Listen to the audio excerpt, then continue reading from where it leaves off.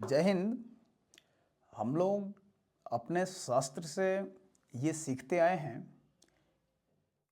कि ऐसी 5 परिस्थितियां में हमें शस्त्र उठाना चाहिए और युद्ध की ओर बढ़ना चाहिए। मैं एक एक करके उन पांचों परिस्थिति को बताऊंगा और उसका खंडन भी करूंगा। पहला जो परिस्थिति होता है वो आत्मरक्षा। अगर आपको ऐसा लगता है कि मेरा प्राण किसी संकट में है या मैं असुरक्षित नहीं हूं, उस स्थिति में आप अपने जीवन की पूरी ताकत के साथ शत्रु पे प्रहार कीजिए और शस्त्र के साथ उसे पराजित कीजिए। और इस स्थिति में जब आप शस्त्र उठाएंगे तो ये कोई पाप या कोई गुनाह नहीं है, ये आप अपनी आत्मरक्षा के लिए उठा रहे हैं और ये आपका दायित्व है कि आप अपनी सेल्फ प्रोटेक्शन के लिए शस्त्र उठाइए और सामने जो शत्रु है उसको पराजय कीजिए। दूसरा, राष्ट्र की रक्षा। अगर ऐसा लगता है कि मेरा राष्ट्र किसी संकट में है, मेरा देश, क्योंकि मां और मातृभूमि ये कोई दो नहीं होते हैं।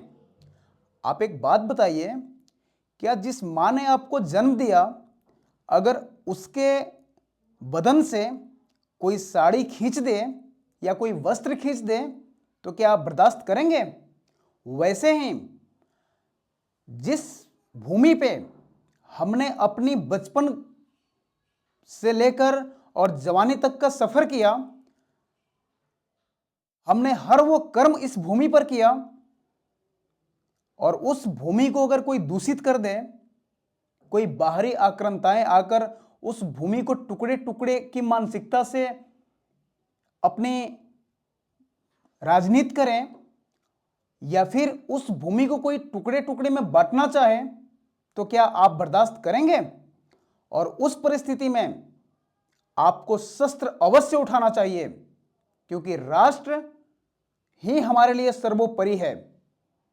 जितना सम्मान हम अपनी मां को देते हैं उतना ही सम्मान हमें मातृभूमि को भी देना चाहिए।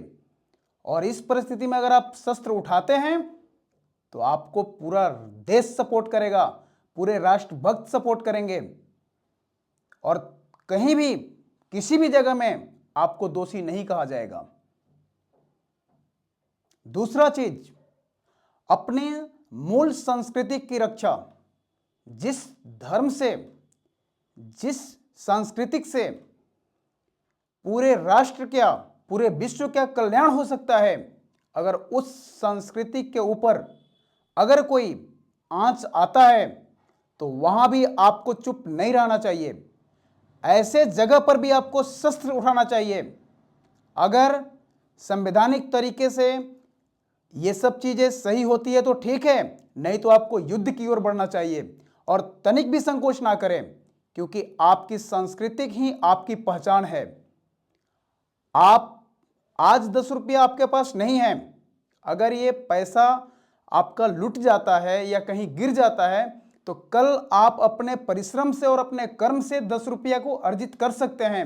लेकिन एक बार अगर आपका सांस्कृतिक विलुप्त हो गया, आपको दोबारा उसे वापस लाने में ये कतई संभव नहीं है, ये असंभव है। तो इसलिए संगठित रहिए और सांस्कृतिक को बचाने के लिए और सांस्कृतिक को और विकास करने के लिए जो आपको आहुति देना है दीजिए। क्योंकि जो हमारा सांस्कृतिक है, ये सांस्कृतिक में ये पूर्ण रूप से कहा गया है कि सर्वे भवन्तु सुखिनम सर्वे सन्तु निरामया। हम सबकी भलाई चाहते हैं। हमारे लिए पूरा विश्व एक मानव समान है और मानव धर्म ही सबसे बड़ा धर्म है। इसलिए अपनी संस्कृति की रक्षा करने के लिए आपको शस्त्र उठाना पड़े तो उठाइए, लेकिन संस्कृति की मान और मर्यादा को झुकने मत दीजिए। नेक्स्ट, गौरक्षा। जो गाय हमें माँ के दूध के बाद अगर कोई सबसे अमृत दूध है तो गाय की है। और गाय के सिर्फ दूध ही अमृत नहीं है, उनकी घी भी अमृत है, उनकी मल मूत्र भी हम लोगों के लिए अमृत है। जो आज आयुर्वेद में कई जड़ी बूटियां और कई दवाइयां उनसे बन रहे हैं, और कितने भयावह बीमारी का इलाज भी ऐसे गाय के जो छोड़े हुए अवशेषों से हो रहे हैं। और जिस जगह पे करोड़ों का खर्च होने वाला है, लाखों का खर्च होने वाला है, हमारे आयुर्वेद में उसका चंद पैसों में स्वस्थ होते हैं, और बिना कोई आंतरिक प्रभाव का, बिना कोई साइड इफेक्ट का। इसलिए हमारे लिए गाय भी कोई साधारण सी पशु नहीं है, और उसे भी बचाना मतलब हमें राष्ट्र की एक अस्मिता को बचाने जैसा होगा। वो भी हमारे राष्ट्रीय पशु है। हमारे आज का जो उसकी लाभ है और आज की समय में उनकी जो योगदान है समाज में, वो हमारे लिए राष्ट्रीय पशु से कहीं कम नहीं है। और लास्ट जो है वो स्त्री की रक्षा।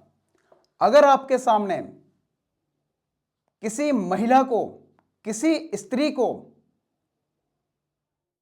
किसी दूसरे या किसी पुरुष के द्वारा अत्याचार का सामना करना पड़ रहा है, तो उस समय भी आपको शस्त्र उठाना अनिवार्य है, क्योंकि स्त्री देवी समान है, वही मां लक्ष्मी है, वही दुर्गा है, वही सरस्वती है। और जब तक आप स्त्री को मान और सम्मान नहीं देंगे, तब तक आप समाज में क्या, अपने आप में बड़े नहीं होंगे। और आप तब तक बड़े नहीं होंगे जब आप अपने आप में बड़े नहीं होंगे। इसलिए स्त्री को मान सम्मान दीजिए। वही स्त्री बड़े बड़े महापुरुष को जन्म देकर और पूरे विश्व की कल्याण करवा सकती है, और करवा भी रही हैं और करवाई भी हैं। हम लोग इतिहास भी देखें, वर्तमान भी देखें और भविष्य भी देखें। इसलिए स्त्री का मान सम्मान कतई व्यर्थ नहीं जाता। मैंने बहुत ऐसे जगहों पे देखा कि जिन जिन ने स्त्री का अपमान किया उनका सर्वनाश हो गया। जिसने भी स्त्री का मान सम्मान के साथ खिलवाड़ किया उनका सर्वनाश हो गया। महाभारत में भी दुर्योधन ने स्त्री को नंगा करने का कोशिश किया था। पूरी सेनाएं थी उनके साथ में, एक से एक महायोद्धा उनके साथ में थे, लेकिन उनका किए का फल उन्हें मिला और उन्हें सर्वनाश के घाट पर लेकर जाना पड़ा। इसलिए ये जो 5 पॉइंट्स है, ये हम सबके लिए, पूरे भारतीयों के लिए बहुत महत्वपूर्ण है। और एक बात मैं क्लियर कर दूं कि बहुत सारे लोग हैं जो समाज में कुरीतियों के वजह से, दुष्प्रचार की वजह से एक छोटे छोटे गुट में बट रहे हैं। कोई जाति में बट रहा है, कोई धर्म में बट रहा है। लेकिन याद रखना, ये जो देश है ना, राष्ट्र हमारे लिए घर है, और हम सब की जो जातियां हैं या मजहब है या धर्म है, वो एक एक कोठरी हैं। आप सोचो कि आपके घर का बाहरी दीवार जब सुरक्षित नहीं है, तो तुम अपने कोठरी की सुरक्षा कब तक कर सकते हो? अपने रूम की सुरक्षा कब तक कर सकते हो? और अगर हमारे घर की चारों तरफ की दीवारें सुरक्षित है, तो किसी का हिम्मत नहीं है कि रूम तक आ जाए। मैंने छोटी सी लाइन में बहुत अच्छी बातें कह दी, शायद ही आपको अच्छा लगे। कि आप राष्ट्र को मजबूत बनाइए, राष्ट्र आपको स्वयं मजबूत बना के देगा। आप राष्ट्र को समर्पित हो जाइए, राष्ट्र आपको समर्पित हो जाएगा। और फिर से मैं दोबारा रिपीट करता हूं कि मां और मातृभूमि में तनिक भी कोई अंतर नहीं है। जितना महत्व माँ की है उतना ही महत्व मातृभूमि का है।